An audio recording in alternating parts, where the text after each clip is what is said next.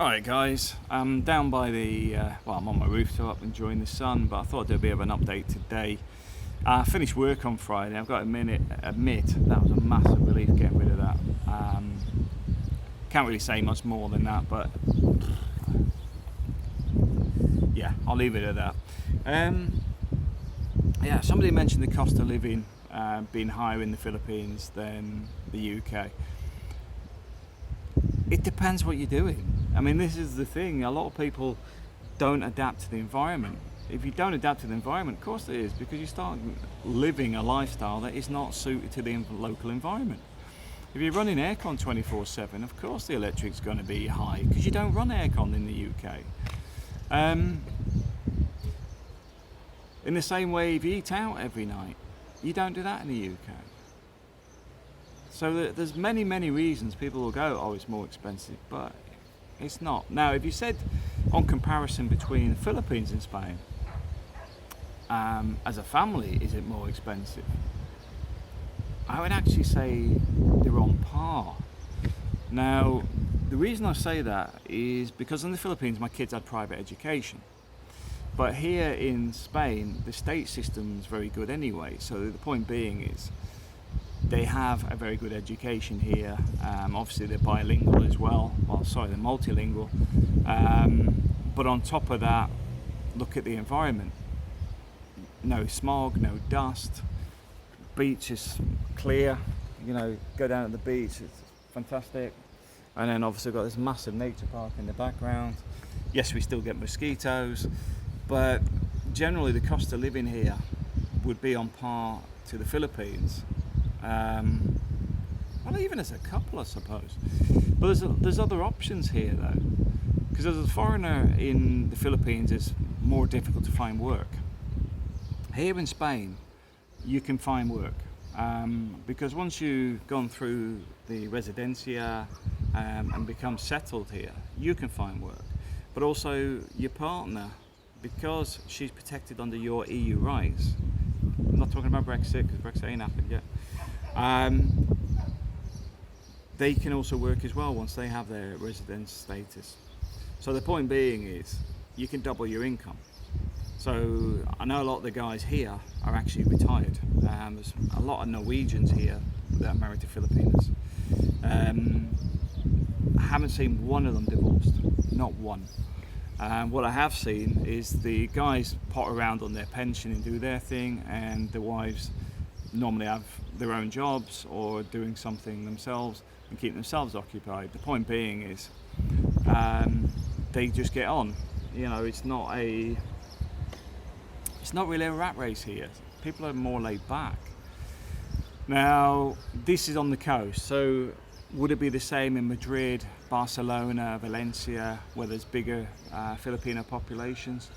I don't know, because I find if you get too many people, you start getting crab mentality leaking the same way you get in the UK. Well, one of the ones I used to get with the companies is they'd ask you what car you drive, because they can work out your pay grade on the company car you use, which was a stupid one for me, because I always begrudge having a company car pay tax on, so I always downgrade the bloody thing. That's somebody doing scissor sharpening and materials. Yeah, go away. Yeah, so I call this sort of Philippines 2.0, and Spaniards don't like me saying that, but I do find there's a lot of it is so similar, because the bureaucracy in the Philippines obviously come from Spain. Philippines has fantastic water and beaches, etc., but the biggest problem is pollution. So the point is, if they actually got their act together on the pollution, then obviously that could very easily, just as easy, be the Philippines. The building structures here are predominantly concrete structures, similar to what they do in the Philippines.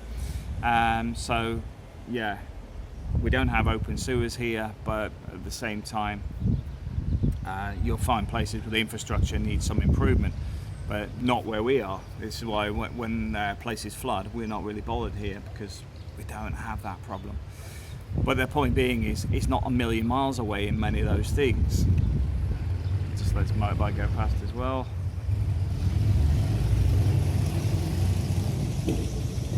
also very quiet, as you can see. It's holiday season. So I'll do a bit of a thing on Spain. Right, so the thing with what I find in Spain, doing the paperwork here is far easier than dealing with the UK, because the UK is delaying things on purpose, in my personal opinion and from experience of people I know. They have a lot of delaying tactics and crap they get up to. Spain, you'll get bureaucracy, but at the same time they're aware things get delayed as such. They're just like, yeah, as long as you process it, they don't mind. Because they know, I mean, even when I bought a vehicle before, it's like you've got to do it within X amount of days. And I says, but they're on holiday for, Christmas holidays, and they're just like, yeah, don't worry about it. And that was coming from somebody who's actually official. So the point being is, there's a lot of common sense here. That if it's going to be a holiday weekend or something, or like in August, the government offices close because it's too hot to work, then they already know there's a delay. They're not going, well, it must be processed anyway.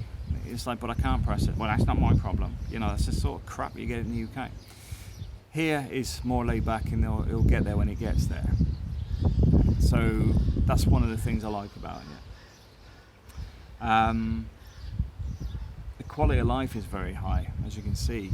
I mean, food quality is good, and a lot of the food is not a million miles away, same as here. There's vineyards just over the road, so if you like your wine, it's in surplus here, it's everywhere. Beer, a beer can is cheaper than a can of Coke in the supermarket. We don't really have binge drinking or stuff where we are in the matter, because we don't really have that many Brits. They're more that way, head towards Benidorm. We have some developments over that way, Casada and whatever, Lower Pippin, where you'll find more Brits, but don't really experience binge drinking and people getting wasted. Not here anyway. I'm sure there is in other areas, but because this is more Spanish, Dutch, German, we don't really have that sort of hassle. I know that's probably one of the things somebody might bring up. But it's a laid-back environment. The hard bit is finding work, but if you can find work, then you're away. Because in the Philippines, obviously, a lot of the job restrictions hinder people actually even getting a job in the Philippines. Here, you're legally allowed to work. On top of that, once your residency goes through and then you file your partner's then allowed to work. And I think that's one of the things that a lot of these relationships work here, because a lot of the couples are grounded in the sense that the guy will pot around doing his stuff. A lot of them around here are like Norwegians and Scandinavians that are retired. So they'll do their thing during the day, and their wife goes and works and whatever, has her own money. So she spends her money in whatever she needs, and the guy goes and does his own thing. So there's no conflict around money, and I think that's one of the biggest things in relationships is the green stuff. If you can reduce that conflict or remove it, people are generally happy. And I think this is one of the things. It's because the cost of living here is similar to the Philippines. Like I said, the Philippines, the private education was costing me. But if I didn't have kids and didn't have a private education, I could live in the Philippines quite cheap. But if you ask me, if you were coming here with a partner, how much would it cost you? I can tell you could live on about 800 euros a month. And there's people I know that are living on 800 euros a month. At the same time, one of the guys I know, his wife earns nearly 1,000 euros a month on her own, and then he's got his UK state pension. So they actually have the money stacking up in the bank. It's not actually going down, it's going up. Renting a property is anything from about 220 euros upwards. So you're looking at, let's just call it 300 euros for a 2-bed. So you can rent a property for about 300 euros here. Not Madrid, not Barcelona. You start going into those, you're looking at different pay rates anyway.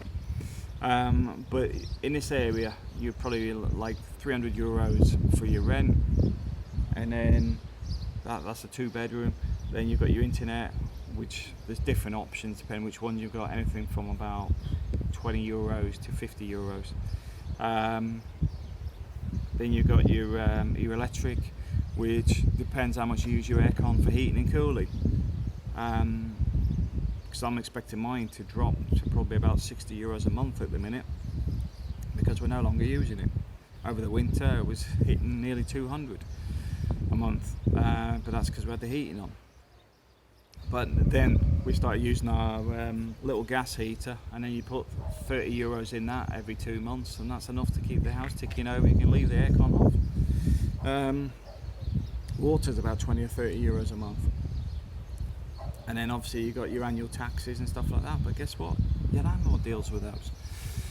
So you, relatively speaking, you're talking about 800 euros a month. For us, because we got the kids and we have the things like excursions and they have tutors and stuff, our cost of living is around 1,000 to 1,300 a month. And we could reduce that significantly. Food cost is all relative on what you're spending it on. If you go out there and are eating out every night and you spend it on 10 euro meals at a time, well, obviously it doesn't take long to rack up an expensive food bill.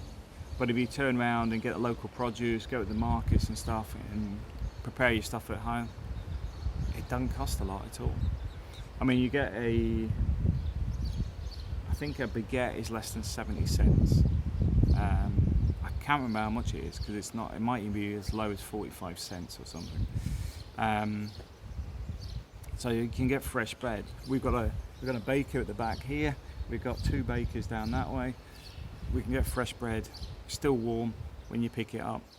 And they do it more than once a day. So you can get it in the morning and then you can get it in the afternoon. So fresh bread's not a problem. Wine is dirt cheap. Beer's dirt cheap. I don't smoke, but cigarettes are way cheaper than they are in the UK. Probably ain't as cheap as the Philippines is, don't get me wrong, but at the same time, it's one of those things. But generally, I find Spain cheap to live in. The Philippines, like I said, I mean, it depends how you're living. I mean, we've lived on as little as 5,000 to 8,000 pesos a month, and other times we've spent 40,000 a month. We just flex to adjust to whatever our budget is at the time. But anyway, thanks for watching.